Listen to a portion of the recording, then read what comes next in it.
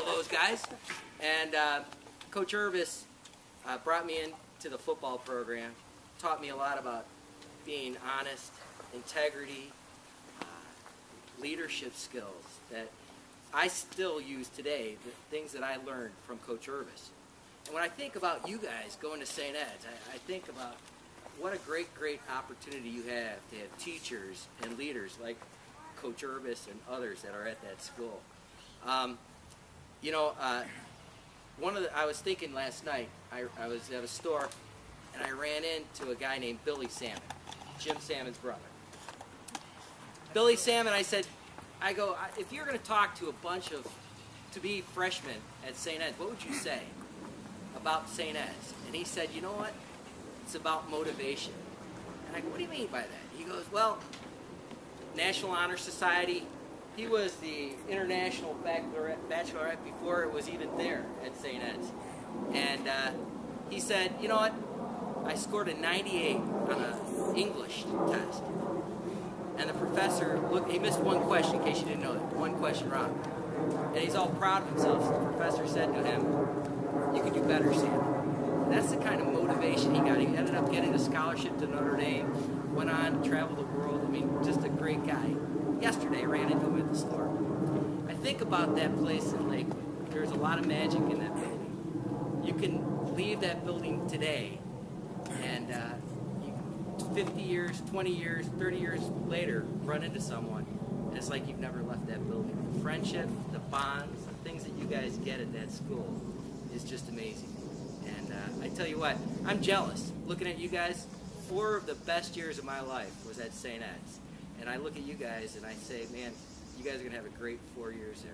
And the friendship, the bonds, the things that you do are going to be just in the careers that you guys have afterwards. You move on. I'm a judge now in Common Pleas Court, and unfortunately, sometimes some St. Ed's guys get in trouble. They choose a bad route, right? And I'm sitting in the courtroom, and a guy named Coach Irvis is standing next to the guy who got in trouble, who's there as a support for him and his family. I mean, that's the kind of bonds that you guys will get at that school. And I'm telling you what, no matter what you do, no matter where you go in your life, you'll always be proud to be a St. Ed's guy. So I wish you guys luck, and I'll look forward to answering any kind of questions from you guys, all right? Thanks.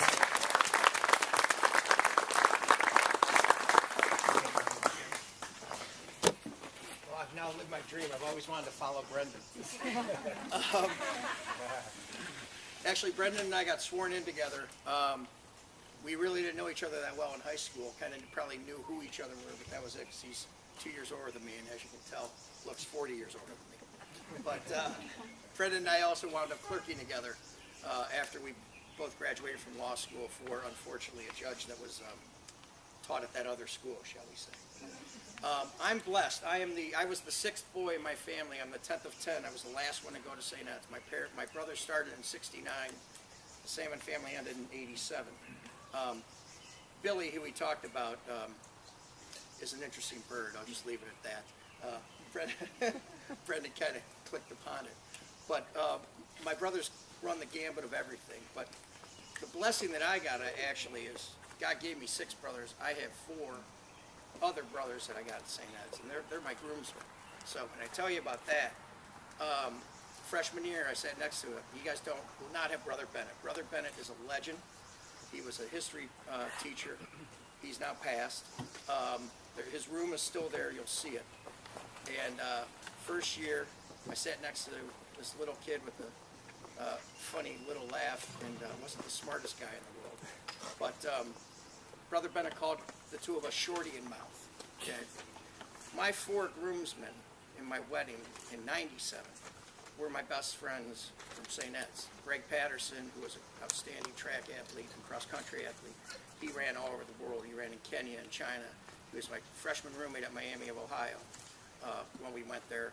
Teddy Ball, who's now the director of sales at the Cleveland Indians, fantastic guy. Paul used to work with him when he worked for the Browns, and he was a nose tackle on, just so you know, we lost the state championship my senior year by 1 point. and Teddy was a nose tackle on that team with Paul's brother Jim. Timmy Tomkovich, who was a great wrestler. To tell you how good St. Ed's wrestling was, Timmy never started on the gold team. He might have once or twice, Coach, I think, right? Yeah, and yet he still got into Miami of Ohio with a wrestling scholarship. And the four of us went to Miami, and there was this other guy that wanted to get in to Miami, and unfortunately his grades weren't good enough, and he couldn't. And I remember my dad saying to me, "Hey, your buddies, what's going on? You know, is everything going to be all right?" I said, "You know, Dad, I'm really kind of nervous about Mike. I don't know what the heck he's going to do. We're all going to Miami, and he's stuck here. Don't know what we're going to do."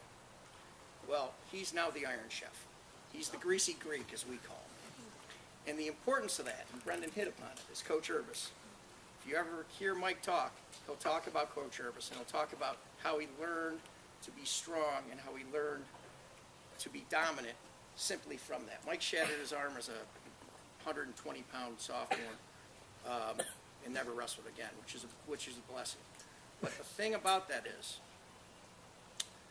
the key to St. Ed's, it never dawned on me. I have a son your age, and I live in Shaker Heights now, so he's going to Shaker, even though I did send him to Shadow at St. Ed's. I was thinking of having him be the only East Sider that went to St. Ed's, but he would have nothing to do with it. But the key to that is, all my friends and all my other good friends from high school, each and every one of them are a success. And it never really dawned on me until I started thinking about where my son was going to go to high school. And I thought, you know, we had no choice but to be a success, because you're surrounded each and every day by success. And it's demanded of you, and it should be, because you guys are blessed. You got a lot of, you know, come from well-to-do families, and you should work hard. You should work well and hard and do well, and you will. And you will find, you 13 are going to find friends from Bay, friends from North Olmsted, friends from Amherst, all over, and you're going to expand your brains. But remember, success is expected of you, and you should seek it. All right? Good luck. I'll jump in real quick, Mike, real quick. I'm sorry. I want to interject here real quick with Tim McGinney, who's not on the list. But if Tim would come and join us, he's a Cuyahoga County prosecutor, class of '69 from St. Ed's. He heard you guys were going to be here today. He said, "I want to come out too." So, Tim, the floor is yours. Thanks. I'm honored to be here. I thought I'd be the oldest guy here from St. Ed's, but Jack showed up. Thank goodness he showed up. The four most important years of my learning in my life were at St. Ed's. No question about it. I'm the county prosecutor.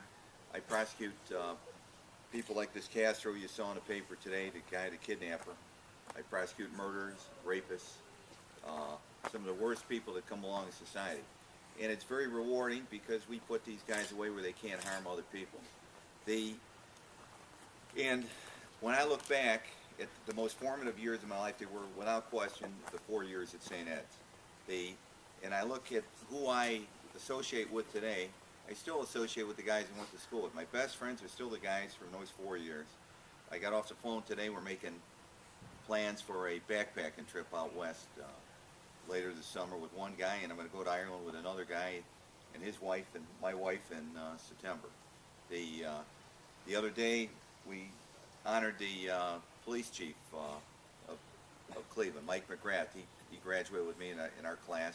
He's been a Cleveland police chief for 8 years, and we had guys fighting, got to who would be able to introduce him from our class. We brought up a guy, the defensive coordinator down in Canton, from Canton McKinley, and used to be the coordinator at Massillon, Steve Kovacs, to come up and introduce him. Another guy who played pro football was mad that he didn't get to introduce him. So we still stick together as a team, and we're friends, and we lean on each other. I had a problem I had to talk to somebody about a couple weeks ago. Who did I call? My coach from St. Ed's. And I had something in the newspaper or something on TV. Who called me about it? Told me I better start losing a little weight. He said I should be doing some more sit-ups. You can see the gut growing up on me. Coach Marson, who was another high school coach, and how do you like that, Coach? All these years later, he's telling me I got to get in shape. What do I got in shape for? I told him, why? He coached at the Jets with Carolina, Miami, and he had a pro football career at the Jets and the Giants. So we stick together, and it's you learn something there. Life is tough, and it teaches you how to be competitive. It teaches you how to be competitive. Not only did I learn how to play football and wrestle in high school and college, but it taught me how to be competitive for life and how to be tough and take the crises as they come in life. And I learned it at St. Ed's, and I owe a lot to that school. I hope you guys consider it. It'd be a good choice if you make it. Thank you.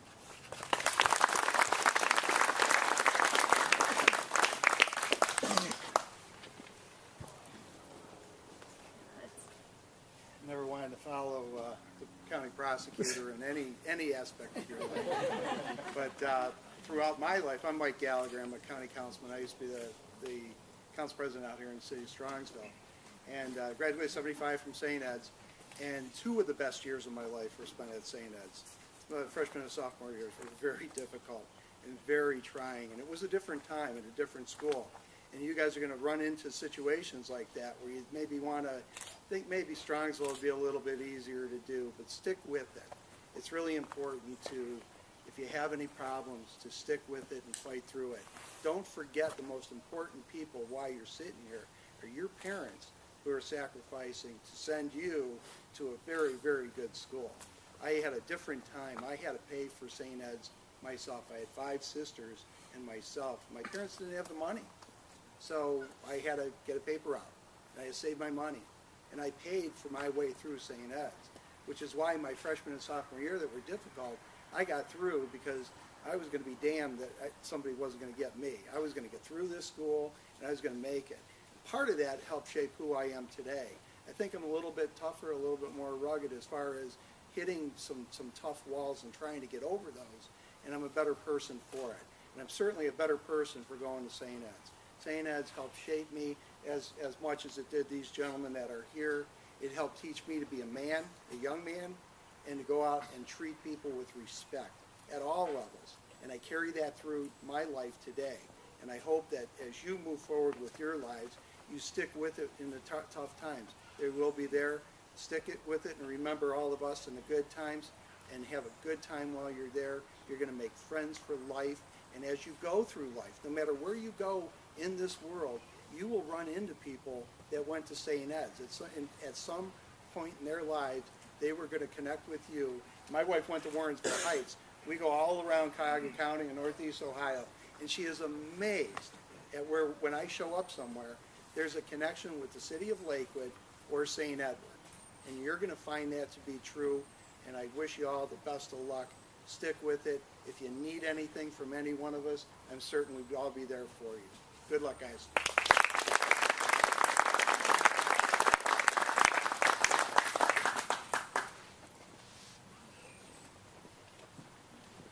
How you guys doing?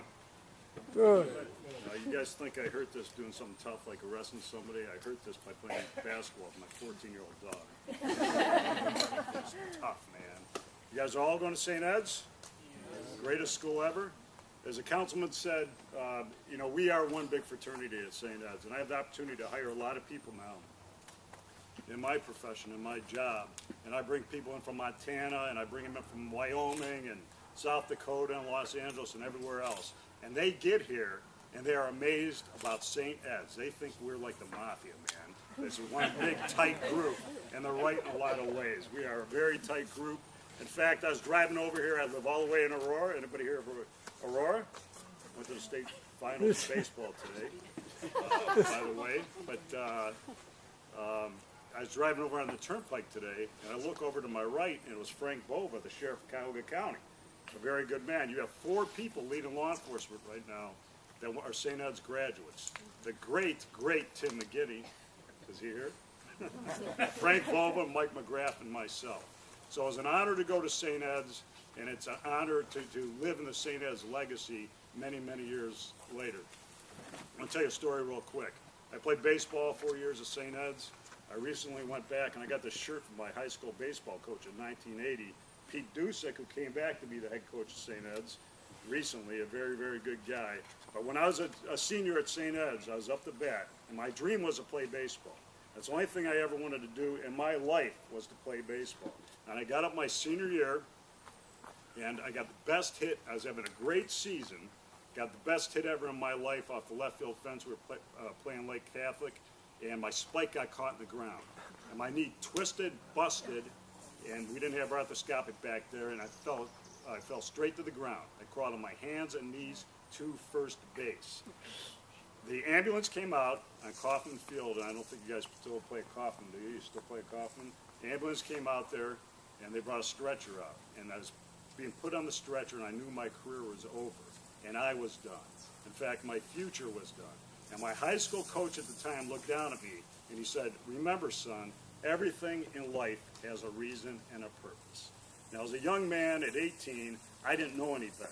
And I thought, leave me alone. I don't want to even hear your words. But today, it's a 51-year-old man standing up here who's been in law enforcement for 31 years, or 30 years. Trust me, everything in life has a reason and a purpose. Now, I handle all the prisoners. Everybody that gets arrested comes in my custody, and I have lots and lots of prisoners in my custody. You, as freshmen, as sophomores, as juniors, and as seniors, you're going to be judged by your actions and who else's actions. The actions of those closest to you. If you don't believe me, I got jail cells filled with people that didn't believe that. You're going to be judged by your actions and those closest to you. Stick together, all 13 of you guys. Stick together all during your years at St. Ed's, and stick together afterwards. That's what's going to count. You're going to be judged by your actions and those actions that are close to you. You guys are entering a fraternity right now. It's a big fraternity. It is the best fraternity. It is like no other fraternity on this planet. And I'd like to welcome you to it. Thank you.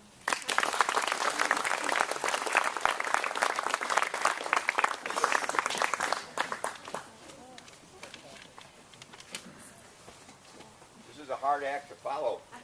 First of all, if there's any wanted posters, I think they could get away because we got the police Have we got the judge, you can put him in jail too.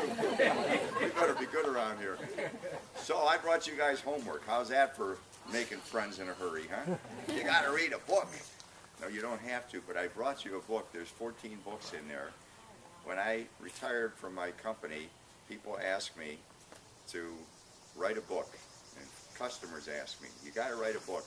And you got to give it to young kids because they wanted the young kids to see what you could learn from this book. And I think if you read 10 pages, you'll read the rest of it. So promise me you'll read 10 pages. Raise a hand and tell me. Give it at least 10. Okay, I think I can get you from there. One thing I think we all learned at St. Ed's, the 5 B's of public speaking. Remember what I'm going to say. You know what they are? Be brief, baby, be brief. So everybody here is getting right to the point and saying what's important. Okay. I want to tell you a story. Was it 2 years ago we won the football championship? 2 years. So a good friend of mine who I met through some other people was Joe Thomas from the Browns. And I asked Joe, would he do me a big favor and would he come down and talk to the team? He came down that day, and the coach practiced for about another 10 minutes. He got all these kids down on the field. They were down on one knee in a circle. And here's what Joe said to them. And it strikes such a chord for everything that we're saying. All these guys are going to relate to that. He says, look around, boys, because the boys that are around you right now are going to be your friends for a lifetime. The best friends you're ever going to have, you're going to make in high school. He said, all 6 guys that were in my wedding were not from the University of Wisconsin. They were all guys I met in high school. And for whatever reason, because the mixture of all these different neighborhoods come together, you are going to meet, some of you guys are going to be friends forever, and some other people from Bay Village and others are going to make your friends, and you're going to look back. I have 6 of them at St. Ed's that are bonded, and we once did almost the blood brother thing, that if anybody gets in trouble there in that group, we're there for you. And that actually worked out that way. We did that. So you're going to make a lot of friends in life, but the people, for whatever reason it seems, that really stick with you are the kids that you meet in this next 4 years. And it's maybe because it's the most formative 4 years of your entire life. You're going to go on to 4 years of college, we hope, and you'll do well there. But what's going to happen to you guys in the next 4 years, and the messages are really loud and clear. Pick your friends wisely, do your homework, do everything you can do, and everything you're going to learn at this school. Some of the greatest servant leaders you'll ever have are the teachers at St. Ed's. Probably, to embarrass him, the best of the best. The best of the best of all those servant leaders is standing right there, Greg Urbis. He has been, how many years? 31 years, the wrestling coach? 28 years. There isn't a day that goes by that he isn't at St. Ed's or thinking about St. Ed's. And you heard what he's done. He shows up in court. He marries St. Ed's forever. You're his friend forever. So if you ever need him, there's a whole bunch of people over there like that. And I think in the school itself, we have almost every teacher has a master's degree because we wanted them to. We encourage them. We pay for them to go get a master's degree to increase their salary, to have a better life for their people, for their families, and to come back and be smarter to teach you more. So everything that we can do to create growth for you is there. And there is nothing that adults can do better. After the love of your children, there's nothing more important than the love of other children.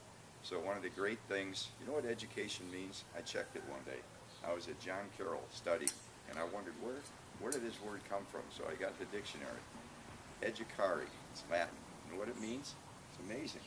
It doesn't mean to put in. That's what you think the teachers are putting in. It means to draw out. It means to draw out. The talent is there, and a good teacher will draw out of you the talent that you have and make you better for it. So I'll say the same message that the rest of these fellows are saying to you. We'll always be there for you. Hug your parents tonight because they're the ones that are giving you this opportunity, and they're the ones that brought you to this table tonight. And go give them hell, boys. Have some fun.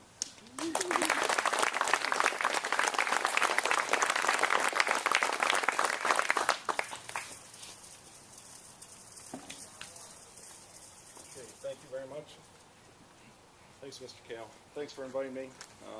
St. Ed's herbs. We're not allowed to say herbs anymore. But these are herbs. Parents, these called herbs. They're brand new.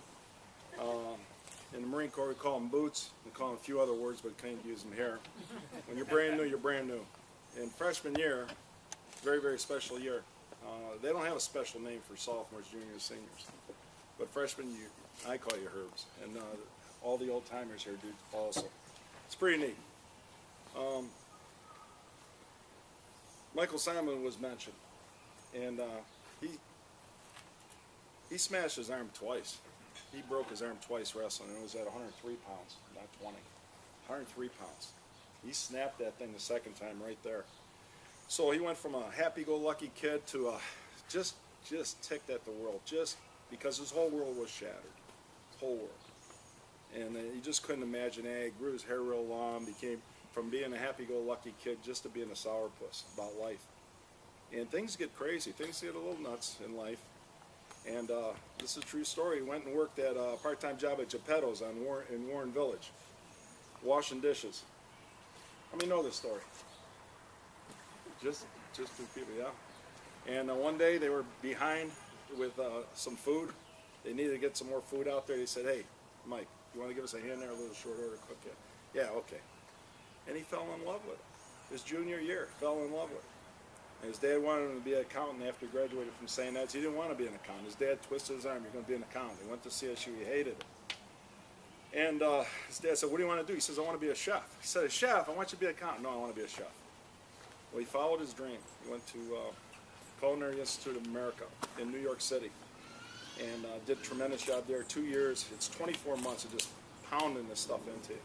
Then he went to France and learned. He came back, worked at some real high-class joints in New York City, and was in his Plain Dealer article that was years ago. The judges are telling you, you better be hanging with the right people. Well, he hung with the right people, but the owners didn't. They were doing the wrong thing. They were doing the wrong things with drugs. They lost very, very profitable businesses when tanked out. And he mentioned that in the Plain Dealer article, that here, because of drugs, it ruined these people's lives. Stay away from anybody doing that stuff. He comes back to Cleveland, works on, I think, out in Menor, worked a few other places, and starts his own place. Lola's, and he ends up becoming the Iron Chef. But he's still the same guy, a happy-go-lucky kid that had a tough break, and that break turned out to be something else. It turned out it opened one door shut, another door open. Okay, another person I'm supposed to speak about, I'll jump to that. Can I jump to that? Yeah, there's somebody else on the list you guys have. His name is Pat O'Donnell. He wanted to be here with you guys as well. He couldn't be here today because he's over in France. He lives in D.C. He's a historian, author. He's in Paris with the Wounded Warriors program, showing these wounded Marines around the countryside of World War II, Normandy, Belarus. Where else did he say? There's a lot of places there, but I let Coach Urvis talk about him because Pat has an extensive background. Plus, Pat wanted to make sure that you guys get a copy of one of his books that you'll get today, Give Me Tomorrow, about a Marine regiment in the Korean War. So he signed these copies and he gave them to you guys today. So, it's up to you. Okay, first we got an announcement from High Tech over there from Mr. Kale. Go ahead, sir. Jim Kabaki is down at the state finals for track, and he just texted me. He said, if we win, I'll text you. We just scored 62 points, and we're for 2 years in a row the state champions in track.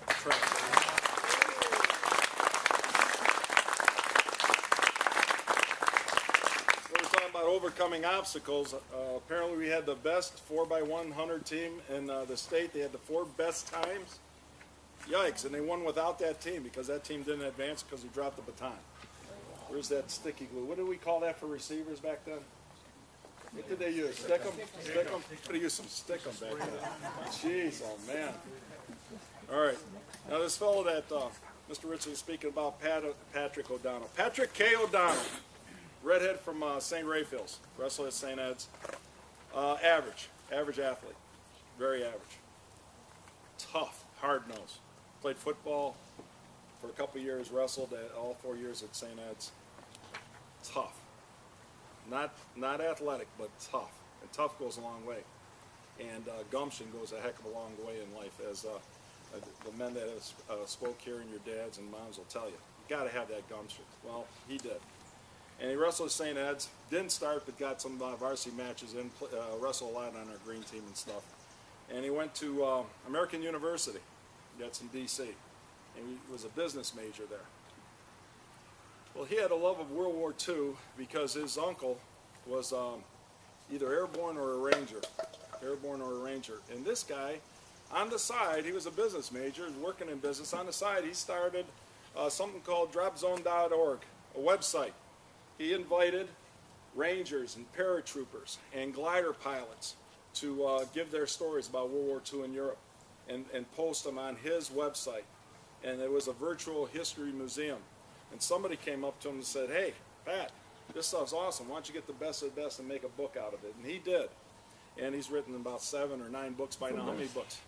Quite a few. It's just unbelievable what he's done. Well, anyway, so a hobby became a passion for him. It was a passion, but it took him somewhere else. He quit that job and became a full-time writer of history. Let's see here. Dog company. The boys of Point du Lac. That's where he's at right now. Taking these veterans over to Normandy to show them where the Rangers went up the cliffs. And he's taking these wounded warriors over there. And he is an unbelievable historian about World War II and about Korea. And they use him as a guide. And he's doing what he's doing for them. But the other books that he's written, Give Me Tomorrow, that's what you fellows have. That'll make, it's really stunning, just about being tough and hard-nosed. In Korea, the Marines were there and the Army was there. One Marine division was totally surrounded by 10 divisions of of the Chinese. Think about that, 10-1, middle of winter, coldest winter on record in Korea, and those guys fought their way out of it. Pretty tough hombres. They never, ever, ever gave up. Beyond Valor is his first book. And Into the Rising Sun, Operatives, Spies, and Saboteurs. There's a great one called, a bunch of these books we had as reading books that the kids could read during the summer, and they got tested on them. Here's a great one. They dared return. About 5 Jewish kids that came from, that got the heck out of Dodge, out of Germany just before World War II. And they came here and World War II starts and America's getting into it. And they wanted to go into the Army. And the Army finds out, my gosh, you live there? They said, yes, you can speak the language. Yes, they were they spoke German. They were Jewish Germans. And they put them in with, into what would become the CIA. It is a great, great book. Unbelievable book with some of these guys. Talking about courage. You throw out, the stuff you watch on television. This stuff is amazing, the courage these guys had going behind enemy lines and even into a German prison to get information to help shorten the war. So he interviewed many, many, many, many, many people and put together these books. One that is pretty amazing is Shoulder to Shoulder with the Marines in Fallujah. This guy actually paid his own way. This is a common guy. This is a regular St. Ed's guy. He's a regular Joe. But he had a big heart. He says, I want to find out what really happens in combat.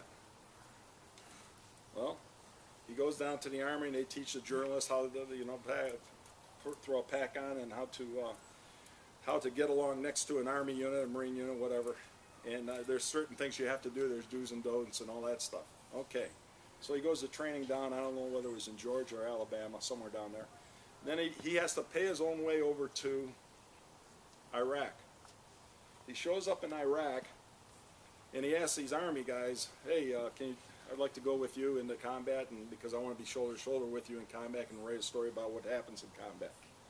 And they said, well, we'll tell you stories. We just came out. We got R&R now. They've been in their stuff. They came back. They said, we're regrouping, refitting. We've got to get healed up before we go back in. But we'll tell you a story. He said, I don't want that. They said, what do you want? He says, I want to actually be there. And they're looking at him like, are you nuts? He said, well, if you're nuts enough, there's a Marine outfit going into Fallujah. He hooks up with them. So the Marines look at him. He hooks up. He goes with the Marines. The Marines look at him like, yeah, right. You want to come with us? I said, yes, I do. He said, don't you want to be back 20 miles and interview us after this battle? I said, no, I want to be with you. He's not cocky. He's very humble. He's a tough kid, very humble. He says, no, I want to be with you. They said, you actually want to be with us? I said, yes, I do. And he went in with them into Fallujah. It is a brutal book. It's a great book. Matter of fact, it was one of our summer reading books, Shoulder to Shoulder with the Marines in Fallujah. And it'll open your eyes. But here's a guy that followed his dreams, and you're allowed to do that. Okay, so that's the two people I want to talk about. You brought them up, so I spoke about them. Now, real quick, we've got a fantastic retreat program at St. Edward High School, and one of the things they do in freshman retreat, this is very easy to memorize. It's called the TOPS program, and I'll bet you a bunch of the gray-haired grads here know about that TOPS program. It's very easy to remember, T-O-P-S. T means talent. You got talents, all kinds of talents you're blessed with by the Lord, okay? And O stands for obstacles in your life. Everybody's got obstacles in their life. P stands for people in your life. And S stands for setting your sights and goals. So the most important thing, or good thing to do is write them down. Write down what you're very, very good at. Is it English? Is it math? Is it art? Is it cooking like Michael Simon? Is it history like Pat O'Donnell? Is it like any of these men here, lawyers, judges, businessmen? What is it that piques your interest? Okay, so everybody's loaded with some kind of talent. You got to find out what your talent is. It's in there. You got to find out. Now there's obstacles in your life. Everybody has obstacles. We got one young man that's his grandpa's dying right now, and he's going to football camp tomorrow, to varsity camp. It's an obstacle. It's huge. It's huge. That's his gramps. So that sometimes it's not every day's a holiday in life, but you got to deal with. And P stands for people in your life that's going to help you overcome those obstacles to use your talent. P, God first, family second, okay? God and family will help you overcome those obstacles. And there's people in your life, your buddies, your coaches, your teachers, okay? There's many people that can help you overcome, speak with you, talk with you, guide you to overcome your obstacles to use your talent. And S is very, very, very, very important. It stands for setting your sights, setting your goals. What do you want to do in your life? Well, there's so many different options, it's unreal. But set your sights right now to having the best 4 years you can of high school. It's incredible. How is it that these men that are 50 years old get up here, 45, 50, 55 years old, come up here and say, the best 4 years were in high school? You hear that all the time. So it's your opportunity to make it the best 4 years. And what you put in is what you're going to get out. I mean, we just had a baccalaureate mass. It was unbelievable. There wasn't a dry eye there. Okay, standing room only at St. Chris Parish. We just had our celebration of graduation. Unbelievable how tight those kids are. And they're going on to college now, or going to the military, they're doing what they're going to do. But the ones that had the most fun are the ones that busted their tail the most. So that's what I'm going to encourage you to do. Get involved in as many different activities as you can, then you'll learn how to balance a lot of things in life. Everybody's blessed with 24 hours a day. Some get a lot out of their 24 hours a day, some don't. The valedictorian was homeschooled until he got to St. Ed's. Comes from Vermilion to St. Ed's every day. He's on the soccer team and had a list of things that he accomplished at St. Ed's, plus being a student council president. Not only was he was man of the year, and he was valedictorian. He's going to Dartmouth. Humble as anything, and it's like Mr. Kale spoke about, being a servant leader. He busted his tail for his brother Edsman. So, welcome to St. Ed's. Thank you. Why don't you think you have a boyfriend? Think you're hanging out with them coconuts in the corner, you understand? You hang out with them coconuts, you get nowhere. They're London. London. You hang out with nice people, you get nice friends, you understand? You hang out with smart people, you get smart friends. You hang out with yo-yo people, you get yo-yo friends. You see, simple mathematics.